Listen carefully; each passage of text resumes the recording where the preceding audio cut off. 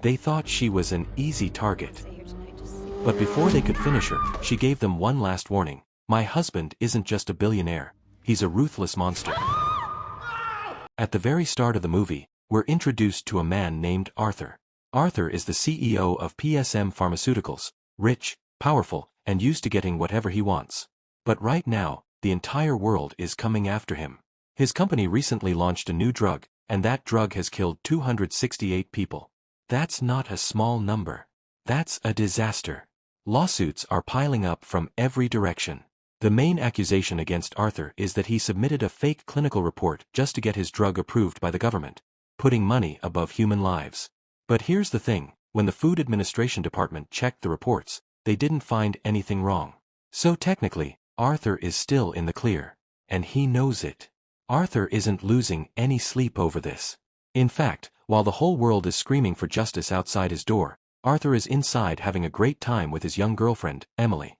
He's completely relaxed because he knows his legal team can make this case disappear. But Emily, she's not happy at all. She tells Arthur she wants to leave town for a few days, just get away, breathe some fresh air. Arthur immediately shuts her down. She's not going anywhere. That one moment, that one refusal, is what sets off this entire story. Emily is furious. She's tired of being controlled by this man. Arthur doesn't notice or doesn't care. He heads back to his office and spends the rest of the day giving orders to his legal team, get this case dismissed, fast. But when Arthur comes home that evening, the house is dead silent. Emily is gone. All her things, gone. Then a message comes in from an unknown number. Someone has kidnapped Emily and is demanding a ransom. Arthur is shaken. He immediately calls in a private investigation team to handle it. The investigators hear everything and strongly recommend bringing in the FBI or the police. Arthur refuses. He wants to deal with this himself, quietly. So the investigators agree to stay back and watch from a distance while Arthur handles it alone. Arthur gets the ransom money together and heads to an art gallery, the location the kidnappers specified for the exchange. He walks in, looks around, starts waiting. Then a man walks up to him and starts talking about making a deal. Arthur snaps. He grabs this man and attacks him, only to realize he just assaulted the gallery owner, who was simply trying to sell him the painting on the wall. The actual kidnapper never showed up. He was standing Arthur up the whole time, making a fool out of him. And this is where the movie takes us back, one full week earlier. Because this is where everything truly begins. We now meet Ben Cahill, a lawyer at a well-known firm. Ben is smart, driven, and good at his job. But his personal life is a mess. His wife Charlotte is a nurse who's been pulling double shifts lately, and she's clearly been pulling away from Ben emotionally too. Their marriage is quietly falling apart, and Ben doesn't know how to fix it. Ben's closest friend at the firm sits him down and gives him some real advice. Take a break, focus on Charlotte, go on a trip together, do something before it's too late. But Ben brushes it off and buries himself in work instead. Then one day, out of nowhere, a friend request pops up on his phone. It's from Emily, his ex-girlfriend from 10 years ago. Without even thinking, Ben accepts it. His friend immediately starts warning him. Stay away from her, he says. Beautiful women don't reach out to married men just to catch up. She's going to cause problems. She'll wreck your marriage. Ben doesn't listen. He goes to meet Emily in person. When they see each other, it feels warm at first. They laugh, talk about old times, catch up on everything they've missed. Ben mentions his married life. Emily's reaction is very telling. She's clearly jealous. Her own relationship with Arthur is making her miserable. He's possessive. He's controlling. He treats her like property. But then Emily says something that makes Ben sit up straight. She tells Ben that Arthur submitted a fake clinical report to get his drug approved, and she has the real one. Now Ben is all ears. Emily takes him back to her apartment, copies all the real clinical data onto a flash drive, and hands it to Ben. Ben's mind is already running through the possibilities. This is powerful evidence. But he also immediately sees the danger. If Arthur figures out that this data came from Emily's personal system, both Emily and Ben could find themselves in serious trouble. Emily already knows the risk. And she doesn't care. Her plan is simple. If Ben files a case against Arthur using this data, Arthur will be so buried in legal problems that he won't have time to watch her. That gives her the window she needs to disappear and start over. This is her escape plan, and Ben is the key to it. But Ben hesitates. So, Emily decides to push him a little harder. She turns on the charm, and the situation quickly becomes something it never should have been. That night, Ben crosses a line he can't uncross. The next morning, Ben walks into his boss Charles's office and pitches the idea of filing a civil lawsuit against Arthur. Charles immediately pumps the brakes.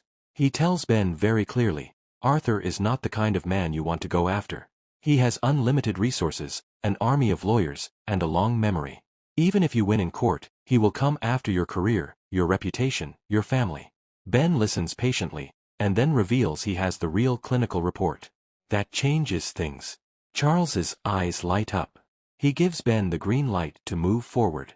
Ben's best friend hears about it and is not happy at all. He pulls Ben aside and begs him to walk away. Arthur will not play fair, he says. He'll go after you and Charlotte both. This case isn't worth it. But Ben is already locked in. He's not backing down. That evening, Ben takes Charlotte out to a club. He's trying to be present, trying to reconnect, trying to fix things between them. But the night goes sideways fast. A man corners Ben near the bar and leans in close. His voice is calm, but his message is anything but, drop the case against Arthur, or you and your wife will not be safe. Then he walks away like nothing happened. Ben keeps it together on the outside, but inside he's rattled. This man had the look of a professional.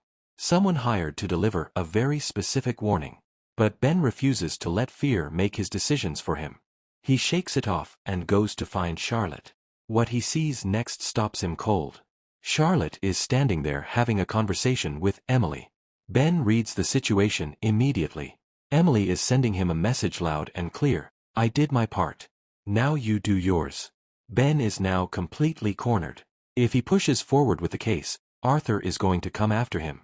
If he drops the case, Emily is going to blow up his marriage. There's no clean way out. He goes home that night feeling trapped. Now here's something important that's happening behind the scenes. Emily quietly hires someone to physically hurt her, and then takes photos of herself bruised and injured. Those are the photos she used to stage her own kidnapping. There was no real abductor. The entire kidnapping story was Emily's plan all along, a way to put enough fear into Arthur that she could slip away from him for good. Meanwhile, back at the firm, Charles keeps pushing Ben to stay focused. They have solid evidence, Ben tells him. The case is strong. They're going to win. But Arthur's legal team is already firing back with everything they've got. Then one evening, Ben goes to Emily's apartment to go over some case details, and walks in to find her dead. The room is arranged to look like a suicide. But Ben knows right away. This was not a suicide. Someone got to her. Ben completely panics. Instead of calling the police, he drives straight home and tells Charlotte everything. The secret meetups, the evidence, the whole story. Charlotte is furious. Ben was hoping for some understanding, but Charlotte is not having it. Still, something about the way she reacts feels strange. Like she already knows something. Like she's hiding something. We'll come back to that. Ben immediately calls his hacker contact and gets Emily's social media accounts deleted so no digital trail connects the two of them. But things are already spiraling out of control. The next day, Arthur himself walks into a conference room at Ben's firm. He's composed, confident, and ready to make a deal. He wants to settle this privately. No courtroom drama, no headlines. Ben listens carefully and reads between every line. Arthur clearly knows about Emily. If Ben doesn't cooperate, Arthur will use Emily's death to destroy him completely. Ben agrees to the settlement. Arthur puts $400 million on the table. $300 million goes to the families of the victims whose lives were taken by the drug. The remaining $100 million goes directly to Ben's firm. The deal is done. Everyone shakes hands. Ben heads home feeling completely empty inside. He walks through his front door, and his entire world collapses. Emily's dead body is lying in his bed. Someone has planted it there. The room is carefully set up to make Ben look guilty. And before he even has a chance to think, there's a knock at the door. The police have arrived. Ben runs. He slips out before they can get to him and leaves the scene behind. Just like that, Ben Cahill is now the #1 suspect in a murder case. Ben throws on a hoodie and disappears to his best friend's place. His friend takes one look at him and says exactly what Ben knew he'd say. "I warned you from the beginning." His friend hands him a gun and tells him to leave the city. "Get out now while he still can." Ben takes the gun. But instead of running, he goes straight to Arthur's house and presses that gun right against him. Ben lays out his terms. He'll hand over all the evidence he got from Emily. In exchange, Arthur drops everything against him. Arthur listens calmly. Then he smiles. And he says something that genuinely catches Ben off guard. He tells Ben he didn't kill Emily. And he never sent anyone to threaten him at that club. Arthur tells Ben he actually loved Emily. The entire $400 million settlement? That wasn't because of Ben's case. It was because of Emily. Arthur says plainly, "If I wanted you destroyed, you'd already be gone. You and Charlotte both." Ben walks out of there more confused and more scared than before. If Arthur didn't do this, then who did? Ben doesn't have to wonder for long. The same man who threatened him at the club finds him first. He takes Ben down fast and easy. Ben never stood a chance. When he wakes up, he's inside a church. And sitting across from him, also taken, is Charlotte. The assassin grabbed her too. Ben demands answers. "Why did you kill Emily?" The assassin is completely calm when he responds. He says he didn't kill Emily. He only moved her body to Ben's house and set the scene to frame him. But here's what makes Ben's blood run cold. The entire time the assassin is talking, he keeps looking at Charlotte. Like she's the piece of this puzzle Ben hasn't solved yet. Then, without any warning, the assassin drives a knife into Charlotte's shoulder. Charlotte screams. And something in Ben completely breaks loose. The moment the assassin is slightly off guard, Ben launches himself at him. What follows is a raw, brutal, desperate fight. Ben takes a beating.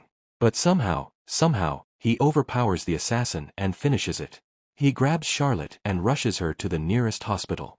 The second he spots a police officer near the entrance, he slips out before anyone can identify him. He calls his hacker friend and tells him about a laptop he found on the assassin, full of encrypted files that could answer everything. His friend is nervous. Ben pushes. The hacker gets to work. And when those files are cracked open, everything changes. The person behind all of this is not Arthur Dennings. It's Charles, Ben's own boss. The man who approved the case. The man who cheered Ben on. The man who acted like his biggest supporter from day one. Charles has been secretly on Arthur's payroll for years, quietly losing cases on purpose, making sure Arthur stayed untouchable. When Ben showed up with real evidence that could actually stick, Charles got scared. So he decided to take Ben out of the picture permanently. Ben walks into Charles's office with everything. The evidence, the encrypted files, the full picture. He looks Charles dead in the eye and lays it all out. Charles tries to play confused. He says he never had Emily killed. He only framed Ben. But Ben doesn't buy a word of it. He tells Charles he took down the assassin. He has the files. And every single piece of evidence has already been handed over to the police. Charles has nowhere to go. Within minutes, officers arrive at the office to take him in. But Charles is not going to prison. He sees his moment, grabs an officer's weapon, and pulls the trigger on himself. Right there in his office. He's gone before anyone can do anything. With Charles out of the picture and all the evidence on record, every charge against Ben is officially dropped. He's a free man. He starts packing his things, ready to finally put this nightmare behind him and move on with his life. Then he picks up one of Charlotte's jackets and stops dead.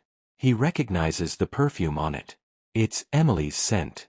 Ben walks straight to Charlotte and asks her directly, "Why does your jacket smell like Emily's perfume?" Charlotte doesn't look away. She doesn't lie. She sits down and tells him exactly what happened. She says she found out about Ben and Emily on the very first day. Not weeks later, the first day. She went to confront Emily herself. The two of them argued. During that argument, Emily was intoxicated and lost her balance. She fell and hit her head hard. She was dying right there in front of Charlotte. Charlotte made a decision in that moment. She didn't call for help. She didn't try to save her. Instead, she carefully arranged the scene to make it look like a suicide. She planted fake evidence all around to make sure no investigator would ever look twice at her. And then she walked away and never said a word. Ben stands there in complete silence. He's furious. He's devastated. He's exhausted beyond words. But in the end, Ben makes his choice. He forgives her. Not because what Charlotte did was right, but because he's already lost too much. He doesn't want to lose his marriage too, not over someone who is no longer here. And with that decision, the movie comes to a close. Nobody in this story was innocent. Not Arthur. Not Emily. Not Charles. Not Ben. And not Charlotte. If this recap kept you hooked, smash that like button and subscribe to Cinemaned for more thrillers broken down just like this. See you in the next one.